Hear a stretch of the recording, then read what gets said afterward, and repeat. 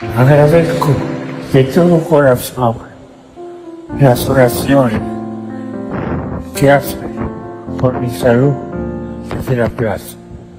Los acompaño acá. Que Dios los bendiga y que la Virgen cuide. Gracias.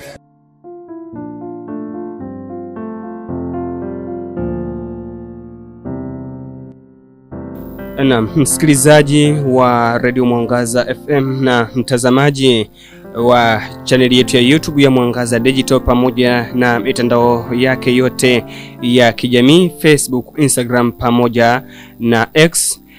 Muda mfupi uliopita Kamalengo Kardinali Farrell kutoka nyumba ya Mtakatifu Malta umetangaza kwa masikitiko kifo cha Baba Mtakatifu Francisco kwa maneno haya na nukuu: kaka na dada wapendwa, ni kwa huzuni kubwa kwamba sina budi kutangaza kifo cha baba yetu Mtakatifu Francisco saa 1:35 asubuhi ya leo Jumatatu tarehe 21 mwezi wa 4 mwaka 2025. Askofu wa Roma Francisco alirejea nyumbani kwa Baba. Maisha yake yote yaliwekwa wakfu kwa huduma ya Bwana na kanisa lake.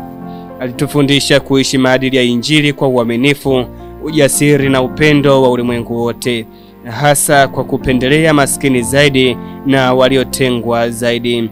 Kwa shukrani nyingi kwa ajili ya kielelezo chake kama mfuasi wa kweli wa Bwana Yesu, tunaiweka roho ya Papa Francisco kwa upendo wa huruma usio na kikomo wa Mungu mmoja na wa utatu. Amenukuliwa Kardinali Farrell. Itakumbukwa kwamba hayati Papa Francisco alizaliwa tarehe 17 mwezi wa 12 mwaka 1936 huko Buenos Aires, mji mkuu wa Argentina.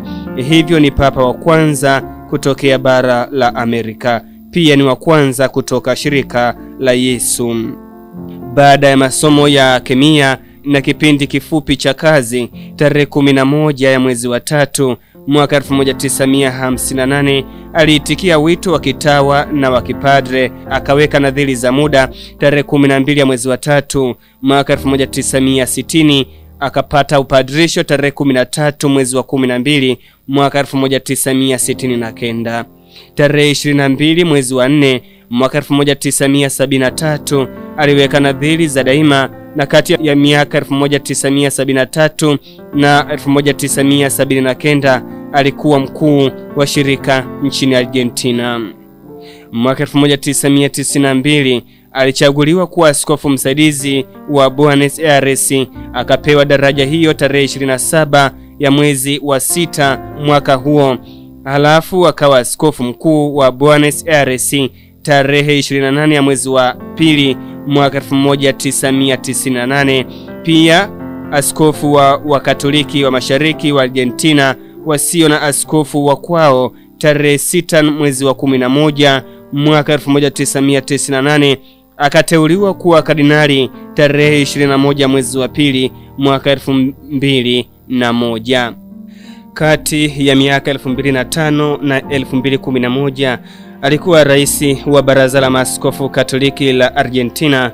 Hatimaye alichaguliwa kuwa papa tarehe 13 ya mwezi wa 3 mwaka 2013, wiki mbili baada ya mtangulizi wake kung'atuka.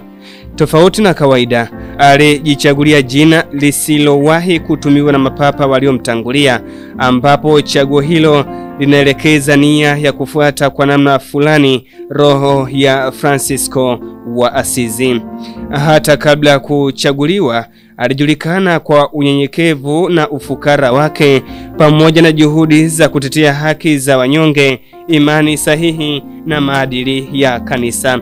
Tabia hizo alizileta katika ngazi ya juu ya kanisa Katoliki, akijivutia mioyo ya watu wengi.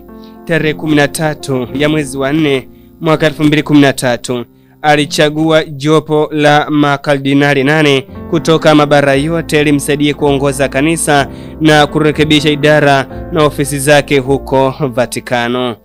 Aidha, tarehe 29 mwezi wa 6 mwaka 2013 Papa Francisco alitoa waraka wake wa kwanza Lumen Fidei kuhusu imani. Huo ulifuatwa tarehe 24 mwezi wa 11 mwaka 2013 na Evangelii Gaudium kuhusu uinjilishaji.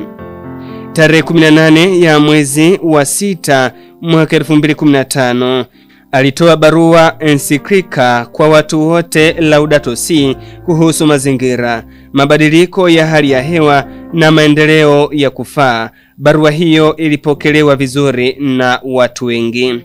Radio Mwangaza FM inatoa pole kwa Baraza la Maaskofu Katoliki Italia CEI na waamini wote wa Kanisa Katoliki duniani kwa kuondokewa na halifa wa Mtume Petro. Bwana mfufuka ampokee mtumishi wake na amjalie kushiriki pamoja naye furaha ya mbinguni. Niliyekuletea simulizi ya habari hii na wasifu wa hayati Baba Mtakatifu Francisco, mimi ni Ntahani Lugunya.